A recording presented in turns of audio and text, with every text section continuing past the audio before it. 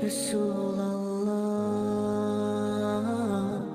نحمده ونصلي ونسلم على رسوله الكريم عما بعد فأعوذ بالله من الشيطان الرجيم بسم اللہ الرحمن الرحیم۔ ناظرین کرام، welcome back to my channel Taleem Quran official. آئیے تجوید کے ساتھ قرآن پاک پڑھنا سیکھتے ہیں، اور قرآن پاک پڑھنے کے لیے ہم نورانی قاعدے کو سیکھ رہے ہیں۔ ناظرین کرام، مدنی قاعدہ، نورانی قاعدہ اور قرآنی قاعدے کے نام سے مشہور ہے۔ نورانی قاعدہ یعنی کہ یہ نورانی قاعدے کے نام ہیں۔ آج ہم سٹارٹ کر رہے ہیں مدنی قاعدہ، لیسن نمبر 7۔ اعوذ باللہ من الشیطان الرجیم، بسم اللہ الرحمن الرحیم۔ تو ناظرین کرام، آج ہم جانیں گے کہ حروف مدہ کسے کہتے ہیں، جزم کیا ہوتا ہے، اور متحرک حروف کیا کہلاتے ہیں، کون سے ہوتے ہیں۔ تو سب سے پہلے ہم جزم کی بات کرتے ہیں۔ جزم کسے کہا جاتا ہے؟ جزم کی شیپ ایک چھوٹی دال کی ہوتی ہے، یعنی چھوٹی سی دال بنی ہوتی ہے، اور جس حرف پر یہ دال ہوتی ہے، یعنی جس حرف پر جزم ہوتا ہے، اسے ساکن کہا جاتا ہے۔ جیسے کہ یہاں دیکھیں آپ، واؤ کے اوپر جزم ہے تو واؤ ساکن ہوا، یا کے اوپر جزم ہے تو یا ساکن ہوا۔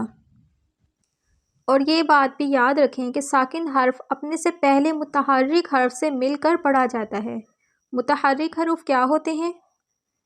متحرک حروف وہ ہوتے ہیں جیسے کہ کسی حرف کے اوپر اگر زبر، زیر، پیش یعنی حرکات استعمال کی گئی ہو، اس حرف کو متحرک حروف کہا جاتا ہے۔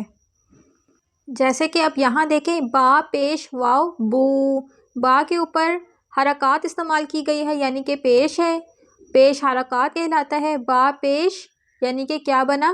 متحرک حروف بنا۔ اور واو کے اوپر جزم ہے تو واو بنا ساکن، با پیش واو بو۔ تو چلیں، یہ کنسیپٹ ہمارا کلیئر ہو گیا۔ اب ہم حروف مدہ کے بارے میں جانیں گے۔ حروف مدہ کتنے ہیں؟ 3، الف، واو، یا۔ تو سوال ہمارا یہ بنتا ہے کہ الف کب مدہ ہوگا، واو کب مدہ ہوگا، اور یا کب مدہ ہوگا؟ تو جواب یہ ہے کہ الف سے پہلے اگر زبر ہو تو الف مدہ ہوگا، جیسے کہ با زبر الف با۔ واو ساکن، واو ساکن سے پہلے پیش ہو تو واو مدہ ہوگا، جیسے با پیش واو بو۔ یا ساکن سے پہلے زیر ہو تو یا مدہ ہوگا، با زیر یا بی۔ اب ہم اس کو لمبا کر کے پڑھیں گے۔ کتنا لمبا کرنا ہے؟ ایک الف یعنی 1 سیکنڈ کا دورانیہ ہے، 2 حرکات یعنی دوسرے لفظوں میں کہیں تو 2 حرکات کے برابر کھینچ کر پڑھیں گے۔ حرکات کا آپ کو میں نے بتایا ہے، 2 حرکات کے برابر کھینچیں گے یعنی کہ 2 زبر کے برابر کھینچیں گے۔ پہلے جب با بالکل خالی تھا، یعنی با کے اوپر صرف زبر تھا، تو میں نے آپ سے کہا تھا کہ با کو لمبا نہیں کریں گے، لیکن اب آپ یہاں سمجھے کہ یہاں 2 زبر کے برابر ہم نے کھینچنا ہے۔ کس طرح سے کھینچیں گے؟ ہم ہجے کر کے پڑھتے ہیں، با زبر الف با۔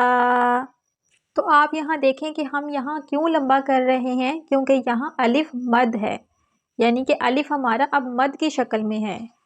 با زبر الف با، با پیش واو بو، با پیش واو بو، با زیر یا بی، با زیر یا بی۔ اچھا، کچھ لوگوں کا پڑھانے کا طریقہ کچھ اس طرح ہے، با الف زبر با، تو اس طرح بھی کوئی مسئلہ نہیں، اور جس طرح میں پڑھا رہی ہوں با زبر الف با یعنی کہ زبر پہلے پڑھا جا رہا ہے، تو اس میں بھی کوئی مسئلہ نہیں۔ تو مسئلہ تب ہوتا ہے جب قواعد میں رد و بدل کی جائے، ٹھیک ہے۔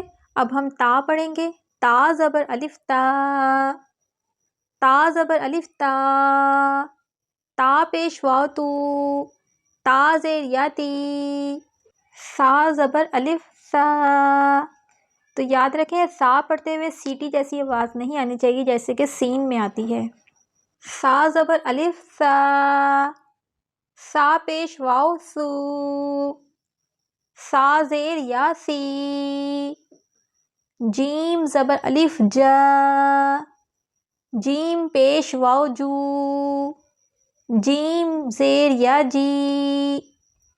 ہا زبر الف ہا، ہا پیش واو ہو، حا زیر یا حی، خا زبر الف خا، خا پیش واو خو،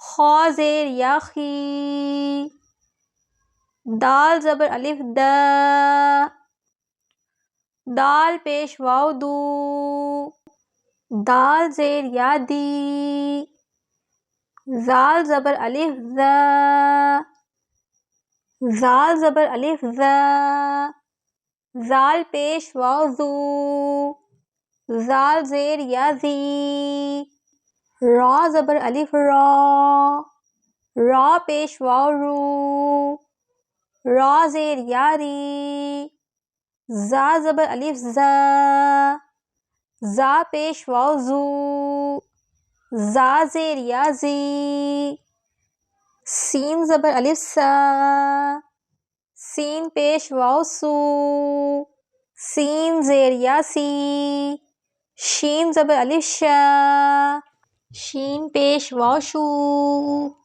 شین زیر یا شی۔ ویڈیو کو لاسٹ تک دیکھنے کا آپ کا بہت بہت شکریہ۔ اللہ تعالیٰ آپ کو جزائے خیر دے۔ اگر آپ میرے چینل پہ نیو ہیں تو پلیز اسے سبسکرائب کر لیں تاکہ میری ہر آنے والی ویڈیو آپ تک پہلے پہنچ جائے، اور اگر ویڈیو آپ کو اچھی لگے تو اسے لازمی لائک کریں تاکہ میری حوصلہ افزائی ہو سکے۔ اب میں اجازت چاہوں گی۔ فی امان اللہ۔ السلام علیکم ورحمۃ اللہ وبرکاتہ۔